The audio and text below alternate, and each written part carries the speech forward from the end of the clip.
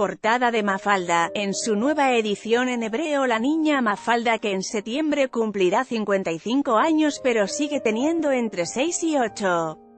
Habla en muchos idiomas, casi una treintena, desde los más obvios como el inglés, el italiano o el francés, a otros más exóticos como el chino o el guaraní. Ahora lo hará también en hebreo, una de las lenguas más antiguas del mundo, gracias a la traducción y publicación que puso en marcha Uriel Cohn, el argentino, al frente de una de las principales editoriales independientes de Israel, Tessa Neshamot, 9 almas. Era extraño que el personaje creado por el dibujante argentino Kino no tuviera su versión en hebreo, en especial teniendo en cuenta que miles de sus compatriotas viven en Israel. Uno de ellos es Cohn, de 43 años y llegado al país hace un par de décadas porque quería vivir en un kibutz. Viví por un tiempo en Alumot, un kibutz en el norte del país, apenitas abajo del mar de Galilea, y después me puse a estudiar arquitectura, le contó Cohn a Infobae. Después de recibido también enseñó arquitectura, pero siempre tuve un amor por la literatura, más bien francesa y latinoamericana.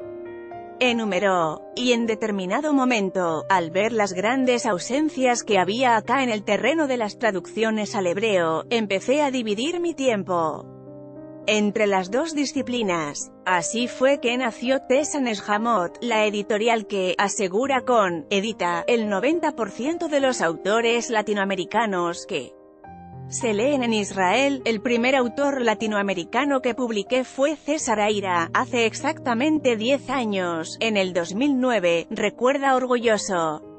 Después de su mano llegaron cantidades de otros autores hasta el corazón del Medio Oriente, desde Juan José Saera, Mario Lebrero, pasando por Sergio Chejsfek, Hernán Rivera Letelier, Claudia Piñeiro, Joao Gilberto Noy y Héctor Tizón. La lista de publicaciones de la editorial incluye las versiones en hebreo de algunos clásicos de la literatura latinoamericana, como Rayuela, de Julio Cortázar, Los Pichiciegos, de Rodolfo Fogwill, Zama, de Antonio Di Benedetto. Acá se publicaban más que nada autores del boom latinoamericano de los años 60 y 70, por lo que el cambio a autores más contemporáneos, a los que realmente se leen en la actualidad, fue bastante difícil de lograr, dice Cohn. Al principio fue difícil, continuó, pero logramos que la crítica y los lectores cambien el foco desde aquello tan exótico, tan de realismo mágico, de las mujeres a las que les fluye miel de sus cuerpos, de la gente semidesnuda, a las actualidades más ásperas de los escritores contemporáneos. Ahora, Tessa Neshamot se jacta de haber creado un mercado aquí para esos escritores, y de haber publicado, por ejemplo, 3 obras de Aira y 6 de Sergio Vicio, quien logró recoger un gran amor de parte del público israelí, cuyos libros venden un promedio de 2000 ejemplares, aseguró. Uriel, con la intención de hacer hablar hebreo a Mafalda, viene de antes, de la prehistoria de la editorial, dice Cohn.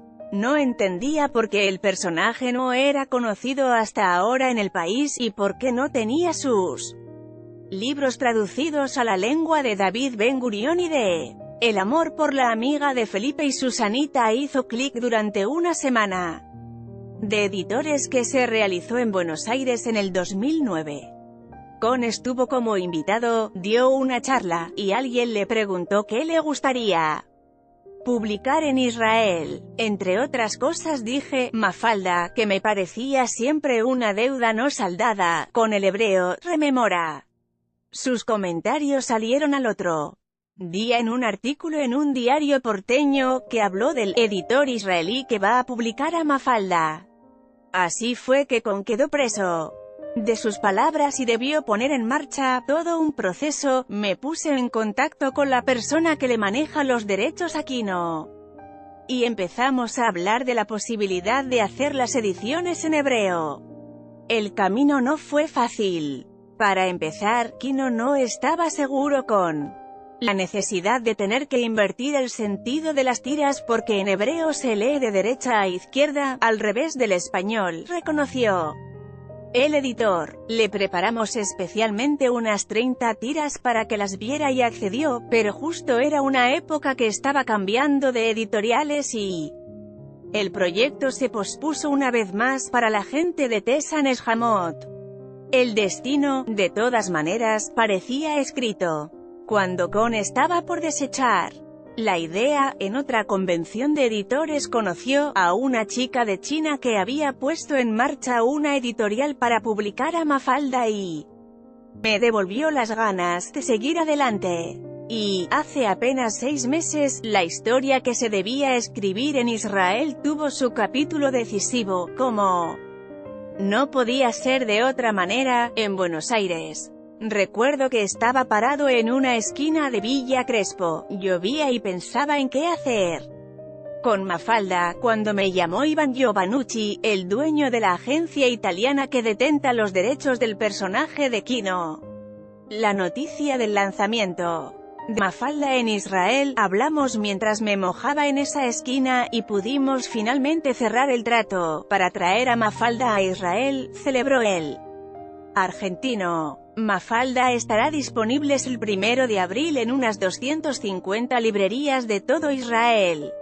No se editarán los clásicos libritos que recopilan la tira en orden cronológico, sino 3 tomos temáticos del estilo con los que se introdujo al personaje en países como Portugal y Serbia. Yossi Dali, Adam Blumenthal tradujeron los globitos de los 3 libros, La política y Mafalda, La familia según Mafalda, y La crisis económica según Mafalda. Imprimimos 3000 ejemplares de cada libro y salimos a lo grande, se entusiasma Cohn, quien hace unos días salió en una destacada nota del diario gratuito Israel Hayom, el más leído del país, y está por aparecer en un artículo de otro importante periódico, El Yediot Aharonot. Traer a Mafalda hasta este punto sobre el Mediterráneo está siendo para el editor un trabajo gratificante pero también muy difícil. Por un lado, contamos con los argentinos inmigrantes que viven aquí y que se volcarán a comprar Mafalda por nostalgia y una especie de orgullo nacional, dice. Pero, por el otro, hay que ver cómo reaccionan los lectores más locales.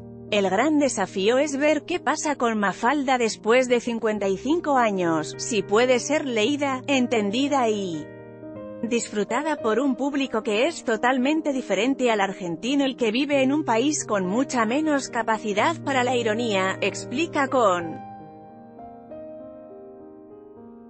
Pero lo hace con tal gracia y delicadeza que quizás le vaya bien con los israelíes, se esperanza.